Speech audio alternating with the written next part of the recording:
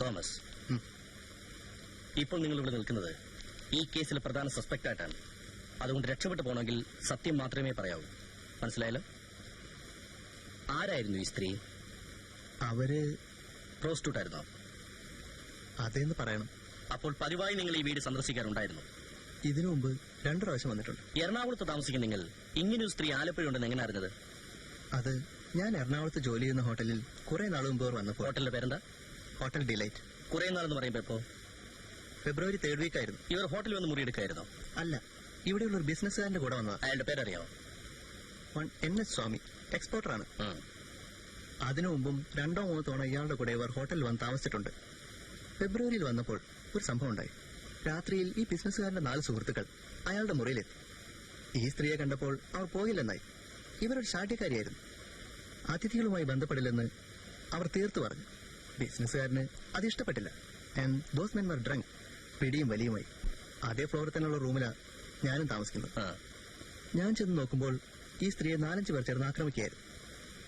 മുറിയിൽ നിന്ന് രക്ഷപ്പെടാൻ പുറത്തേക്ക് ഓടിയവരെ പിന്നാലെ വന്ന് പിടിക്കുകയായിരുന്നു. ഞാൻ ഇടപെട്ടു. അത്ര പെട്ടെന്നൊന്നും പിൻവാങ്ങുന്ന മൂഡിലായിരുന്നില്ല അക്രമികൾ. കുറച്ച് ടഫാകേണ്ടി വന്നു. ഞാൻ ഹോട്ടൽ മാനേജറാണെന്ന് മനസ്സിലാക്കിയപ്പോൾ അവരടങ്ങി. ഇവരെ ഞാൻ എന്റെ മുറിയിൽ കൊണ്ടുവരുത്തി. രാത്രി മുഴുവൻ അവർ അവിടെ ഇരുന്ന് സ്വയം പഴിച്ചുകൊണ്ട് തേങ്ങിക്കരയുകയായിരുന്നു. വെളുപ്പായപ്പോൾ പോവുകയും ചെയ്തു. ഈ പരിചയം വെച്ചുകൊണ്ട് പിന്നീട് നിങ്ങൾ അവരെ സന്ദർശിക്കാൻ തുടങ്ങി. അന്ന് പിരിഞ്ഞപ്പോൾ ഞാൻ ചെയ്ത ഉപകാരത്തിന് അവർ ഒത്തിരി നന്ദി പറഞ്ഞു. എന്നെ വീട്ടിലേക്ക് ക്ഷണിച്ചു. അഡ്രസ്സും കുറിച്ചു തന്നു. എല്ലാ മാസാവസാനവും എനിക്ക് 3 ദിവസത്തെ അവധിയുണ്ട്. ഫെബ്രുവരി എൻഡിൽ ഞാൻ ഇവിടെ വന്നു. വളരെ സന്തോഷമായിരുന്നു. മടങ്ങുമ്പോൾ സൗകര്യം കിട്ടുമ്പോഴൊക്കെ ചെല്ലണമെന്ന് വീണ്ടും പറഞ്ഞു. കഴിഞ്ഞ മാസാവസാനം വീണ്ടും വന്നിരുന്നു. നിങ്ങൾ ആ സ്ത്രീയുമായി ശാരീരിക ബന്ധത്തിൽ ഏർപ്പെട്ടിരുന്നോ? ഇല്ല സർ. വാസ്തവത്തിൽ ആദ്യം അവരെ കാണാൻ വന്നപ്പോൾ എന്റെ മനസ്സിൽ ആശയുണ്ടായിരുന്നു. പക്ഷെ എന്തുകൊണ്ടോ അവരുടെ പെരുമാറ്റ രീതിയും പ്രത്യേകതകളും കണ്ടപ്പോൾ അത് അടങ്ങിപ്പോയി. നിങ്ങളെ വിശ്വസിക്കുന്നു? വിശ്വസിക്കാം സർ. ഇനി എനിക്കറിയേണ്ടത് ഇവരെവിടുത്തെ കാര്യമായിരുന്നു? അറിഞ്ഞൂടെ? പറഞ്ഞിട്ടില്ല. ചോദിച്ചിട്ടില്ല? ഒരിക്കൽ ചോദിച്ചു. അതൊന്നും പറയില്ലെന്ന് ചിരിച്ചുകൊണ്ട് മറുപടി പറഞ്ഞു. പിന്നെ എന്തുതരം കാര്യങ്ങളാണ് നിങ്ങൾ സംസാരിച്ചിട്ടുള്ളത്?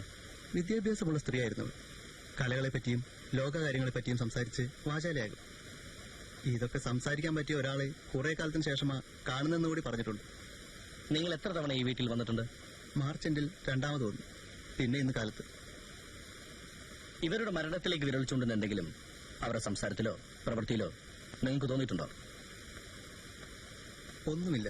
നിങ്ങൾ ആ വീട്ടിൽ ഉണ്ടായിരുന്ന സമയങ്ങളിൽ അവിടെ മറ്റാരെങ്കിലും ഉണ്ടായിരിക്കുകയോ സന്ദർശിക്കുകയോ ചെയ്തിട്ടുണ്ടോ? കഴിഞ്ഞ തവണ ഞാൻ അവിടെ ഇരിക്കുമ്പോൾ 30 വയസ്സോളം പ്രായം തോന്നിക്കുന്ന ഒരു ചെറുപ്പക്കാരൻ വന്നിരുന്നു. അവർ തമ്മിൽ രഹസ്യമായി അല്പനേരം സംസാരിച്ചു.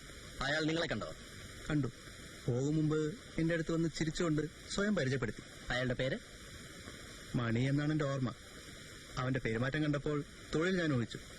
പിമ്പി. ഇവനെ അറിയാമോ? മണിയെ അറിയാം സാർ. പണ്ടേ ലിസ്റ്റിലുള്ളതാ. എന്താ കൊണ്ടുവരണം? Yes sir. കുറ്റക്കാരനെല്ലാം തെളിയിക്കപ്പെടുന്നതുവരെ നിങ്ങൾക്ക് പല ബുദ്ധിമുട്ടുകളുണ്ടാവും. ഉടനെ പോകാൻ പറ്റില്ല. You have to wait.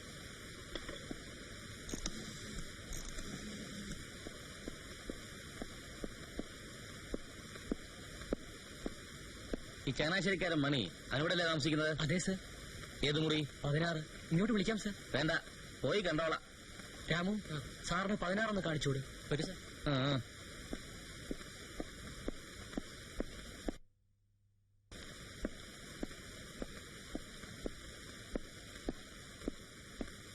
ഇതാണ് സാർ റൂം. അവനില്ലല്ലോ. എന്നാ കുളിക്കായിരിക്കും സാർ. ബാത്റൂം പുറത്താ. എവിടെ?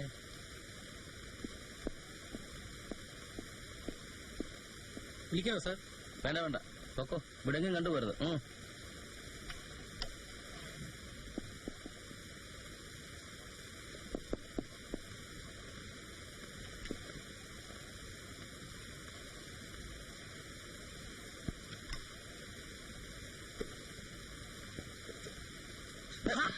തുണി വെച്ച് കാണിക്കുന്നു, എടുത്ത് കൊടുക്കണ.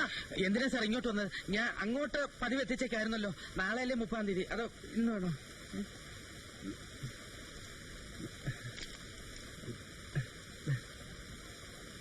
എത്ര ഉണ്ടോ പേഴ്സിനകത്ത്? ഒരു 350 കാണും സാർ. ഒരു 350 പേഴ്സിലെ. സാർ ഈ അറയിൽ ഒരു 100 രൂപ ഉണ്ട്. പേഴ്സിലെ തത്തക്കുടിയിൽ താമസിക്കുന്ന കുമുഖത്ത് അറിയാവോ നിനക്ക്? അയ്യോ, അവരുടെ കാര്യം സാറിന് എങ്ങനെ? സാർ അവര് ഹൈ ലെവൽ പാർട്ടിയാ. സാറിന് വേണ്ടിയൊക്കെ പോയിരുന്നോ? പോയിരുന്നു സാർ. നീ അവളെ തട്ടിയത്? തട്ടിയെന്നോ? അയ്യോ എനിക്കൊന്നും അറിഞ്ഞോ സാർ. നിനക്കൊന്നും അറിയില്ലല്ലേ? അയ്യോ സാർ, എന്റെ പാന്റ് എടുത്തു കൊടുക്കണ. കുമുദത്തിന് എന്തോ പറ്റി സാർ? എടാ എടാ, നിന്റെ വേലയുണ്ടല്ലോ. ഇത് ഞാൻ തന്നെ എഴുതിയിട്ടാണ് സാർ. സുൽത്താൻ എത്തിയിട്ടുണ്ട്. ആരുടായി സുൽത്താൻ? കോഴിക്കോട്ടിലെ ഒരു സേട്ടാണ് സാർ. ഞങ്ങളുടെ ഇടയിൽ സുൽത്താൻ എന്നാണ് അറിയപ്പെടുന്നത്. ഇളം കാറ്റിൽ 115 ബാർ 1900 ബെൽ. എന്താ ഇളം കാറ്റുന്ന ബ്രീസ്, ഹോട്ടൽ ബ്രീസ് 115. ആ സേട്ട് താമസിച്ചിരുന്ന റൂം നമ്പർ 1900 എന്നുള്ളത് വൈകുന്നേരം 7 മണി. ആ സ്ത്രീ ഹോട്ടലിൽ എത്തേണ്ട സമയം. ബെൽ മണി. ഞാൻ എന്റെ പേര്. വലിയ മിലിറ്ററി ഓപ്പറേഷൻ മാതിരി ആണല്ലോടാ നിന്റെ ഒരു കൂട്ടിക്കൊടുപ്പ്. അപ്പൊ നീ അവരുമായി ബന്ധപ്പെട്ടുകൊണ്ടിരുന്നത് ഈ കോഡ് ഭാഷയിലല്ലേ? എപ്പോഴും ഇല്ല സാർ. കാണാൻ ചെല്ലുമ്പോ കണ്ടില്ലെങ്കിൽ ഇങ്ങനെയുള്ള കുറിപ്പ് എഴുതിയിടും. എത്ര നാളായി നിനക്ക് ഇവരെ പരിചയമുണ്ട്? ഒരു 7 മാസമായി അറിയാം. എവിടെ വെച്ചാ നീ ആദ്യമായിട്ട് ഇവരെ കണ്ടത്? മലനാട് മോട്ടൽ, അവിടെ വെച്ചാ. എങ്ങനെ? എങ്ങനെയാ? മലനാട് മോട്ടലിൽ മുമ്പ് ഒരു മാനേജർ ഉണ്ടായിരുന്നു, ആന്റണി. അയാൾ ഈ മോട്ടൽ തുടങ്ങിയ കാലത്ത് ബിസിനസ് അല്പം മോശമായതുകൊണ്ട് അല്പസ്വല്പം ഇതൊക്കെ ഏർപ്പാടാക്കി സാർ. അതിനുവേണ്ടി കൊണ്ടുവന്ന 3-4 പെണ്ണുങ്ങളുടെ കൂട്ടത്തിലാ ആദ്യം ഈ കുമുദം വന്നത്. ഞാൻ അങ്ങനെ പരിചയപ്പെട്ടു, ഒരു കോൺടാക്ട് ഒക്കെ ഉണ്ടാക്കി സാർ. മലനാട് മോട്ടലിന്റെ ഉടമസ്ഥന്റെ പേര് അനിരുദ്ധൻ അല്ലേ? അതെ സാർ. അയാൾക്ക് ഈ സ്ത്രീയുമായി എന്തെങ്കിലും ബന്ധമുണ്ടായിരുന്നോ? സാർ ബന്ധം എന്ന് പറഞ്ഞാൽ? അതേടാ, നീ ഉദ്ദേശിക്കുന്ന ബന്ധം തന്നെ. അങ്ങനെയുള്ള ആളല്ല സാർ. ആള് പക്കാ ബിസിനസ് മാൻ ആണെങ്കിലും പുകവലിയില്ല, കുടിയില്ല, സ്ത്രീകളുമായിട്ട് തീരെയില്ല. ഇതൊക്കെ മറ്റുള്ളവരെ കൊണ്ട് ചെയ്യിപ്പിച്ച് കാശുണ്ടാക്കും അല്ലേ? ആ വീട് അനിരുദ്ധന്റേതാണോ? സ്വന്തമല്ല, വാടകയാ. ഞാൻ കൂടി അന്വേഷിച്ചാ സാർ ആ വീട് കണ്ടുപിടിച്ച് വാടകയ്ക്ക് എടുത്തത്. അതെന്നായിരുന്നത്? 3 മാസമായി കാണും. ആദ്യം ഈ പെണ്ണുങ്ങളെല്ലാം ഹോട്ടലിൽ തന്നെയായിരുന്നു സാർ താമസിപ്പിച്ചിരുന്നത്. പിന്നെ ഇപ്പോഴത്തെ സബ് ഇൻസ്പെക്ടർ സാറ് വരുന്നതിന് മുമ്പുണ്ടായിരുന്ന സാറ് ആള് കുറച്ച് സ്ട്രിക്റ്റ് ആയിരുന്നു. അപ്പോ ഹോട്ടലിൽ ചില റെയ്ഡൊക്കെ നടന്നു. ആ സമയത്ത് അനിരുദ്ധൻ സാറ് പറഞ്ഞതനുസരിച്ച് ഞാൻ വീട് തേടി കണ്ടുപിടിച്ച് ഈ പെണ്ണുങ്ങളെല്ലാം അങ്ങോട്ട് മാറ്റിയത്. എന്നിട്ട് ബാക്കിയുള്ളവരൊക്കെ? പഴയ ഇൻസ്പെക്ടർ സാറ് ഞാൻ പറഞ്ഞില്ലേ സ്ട്രിക്റ്റ് ആയിരുന്നെന്ന്. ആ സമയത്ത് ഈ ബിസിനസ് മോശമായി. പെണ്ണുങ്ങൾ ഓരോരുത്തരായി സ്ഥലം വിട്ടു. പക്ഷെ എവര് പോയില്ല. കാണാൻ കൊള്ളാവുന്നതുകൊണ്ടും പിന്നെ ഡീസന്റ് ആയിരുന്നതുകൊണ്ടും ഇവർക്ക് നല്ല ഡിമാൻഡായിരുന്നു. അതെന്താടാ ഈ ബിസിനസ്സിലോ ഡീസന്റ്? അത് സാർ അവരുടെ കയ്യിൽ അലവിലായത്തരൊന്നും ഇല്ലായിരുന്നു. നല്ല കുടുംബത്തിൽ എങ്ങാണ്ട് പിറന്നായിരിക്കും. ഇവിടെ എവിടുത്തുകാരിയാണെന്ന് നിനക്കറിയാമോ? ഇല്ല സാർ. വാസ്തവത്തിൽ ഞാൻ 1-2 പ്രാവശ്യം ചോദിച്ചിട്ടുമുണ്ട്. പക്ഷെ അവരൊന്നും പറഞ്ഞിട്ടില്ല. അതൊന്നും മണി അറിയണ്ട എന്ന് അപ്പോഴൊക്കെ പറഞ്ഞിട്ടുള്ളത്. പിന്നെ സാർ, ഞങ്ങളെപ്പോലുള്ളവരും അവരെ പോലുള്ളവരും തമ്മിലുള്ള ബന്ധത്തിന് ചില ലിമിറ്റുകളൊക്കെ ഉണ്ട്. അത് വിട്ടുള്ള ഒരു പെരുമാറ്റം അങ്ങോട്ടും ഇല്ല ഇങ്ങോട്ടും ഇല്ല സാർ. അതാണ് അതിന്റെ ഒരു. താൻ ഇവരുടെ വീട്ടിൽ മിക്കവാറും എല്ലാ ദിവസവും പോകുന്നല്ലേ പറഞ്ഞത്? എല്ലാ ദിവസവും ഇല്ലെങ്കിലും ആഴ്ചയിൽ 4-5 ദിവസമെങ്കിലും പോകുമായിരുന്നു. ഇവിടെ വന്നതിന് ശേഷം ഈ സ്ത്രീയുമായി ബന്ധപ്പെട്ടിരുന്നവരിൽ ഒരു നല്ല പങ്ക് നീ കൂട്ടിക്കൊടുത്തവരല്ലേ? അതുകൊണ്ട് ചോദിക്കുക, അവരെ കൊന്ന ആരാണെന്ന് നിനക്ക് വല്ല ഊഹമുണ്ടോ? ഇല്ല സാർ. എത്ര ആലോചിച്ചിട്ടും ഒരു പിടിയും കിട്ടുന്നില്ല. ഈ അടുത്ത കാലത്തായി ഇവരുടെ പെരുമാറ്റത്തിൽ സാധാരണമല്ലാത്തതായി എന്തെങ്കിലും കണ്ടിട്ടുണ്ടോ? അതിപ്പോ സാർ ചോദിച്ചപ്പോ തോന്നുന്നു എന്തോ ചില പ്രശ്നങ്ങൾ ഉണ്ടായിരുന്നെന്ന്. അങ്ങനെ തോന്നാൻ കാരണം? ഒരു 10 ദിവസം മുമ്പ് മലനാട് മോട്ടിൽ ഒരു പാർട്ടി വന്നു. ആര്? എറണാകുളത്തുള്ള ഒരു ബിസിനസ്സുകാരനാ. മുമ്പും കുമുദുമായിട്ട് ബന്ധപ്പെട്ടിട്ടുള്ള ആളാ. അയാളുടെ കാര്യമല്ല ഞാൻ പറഞ്ഞുകൊണ്ട് വരുന്നത്. ഞാനന്ന് വീട്ടിൽ ചെന്ന് ഇവരൊരു ടാക്സിയിൽ കൂട്ടിക്കൊണ്ടുപോയാ ചെയ്തത്. ഞങ്ങൾ അവിടെ ചെന്നിറങ്ങുമ്പോ അനിരുദ്ധൻ സാറ് ഹോട്ടലിന്റെ കൗണ്ടറിന്റെ അടുത്ത് നിൽക്കുന്നു. അതെ അതെ, കോൺഫറൻസ് എറണാകുളത്ത് ചെന്നല്ലേ? അതെ, ഞാൻ എയർപോർട്ടിൽ വരാം. ഞാൻ വന്ന് മീറ്റ് ചെയ്തോളാം. എയർപോർട്ടിൽ ഞാൻ ഉണ്ടാകും. അതെ അതെ, അങ്ങനെ ചെയ്യാം. ആയിക്കോട്ടെ. Just A minute. രമണി, എനിക്ക് അവളോടൊരു കാര്യം പറയാനുണ്ട്. എന്റെ റൂമിന്റെ അവിടെ വെയിറ്റ് ചെയ്യാൻ പറയും. ശരി. ഹലോ. അനിരുദ്ധൻ സാറിന് എന്തോ പറയാനുണ്ടെന്ന്. പുള്ളിയുടെ മുറിയുടെ അവിടെ നിൽക്കാൻ.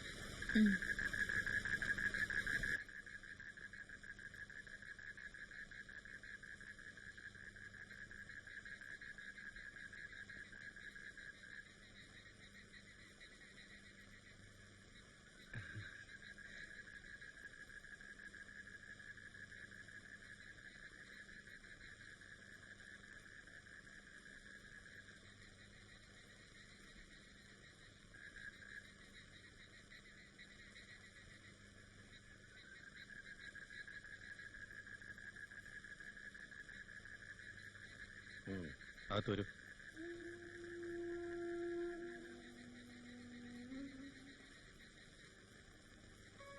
പറഞ്ഞാൽ കേക്കില്ല അല്ലേ?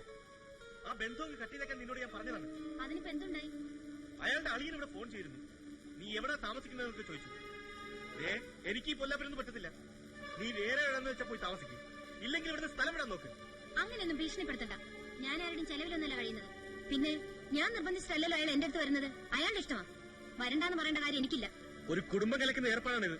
അത് കുടുംബമുള്ളവരാ നോക്കേണ്ടത്, ഞാനല്ല. ഏതാ റൂം? Room number 3.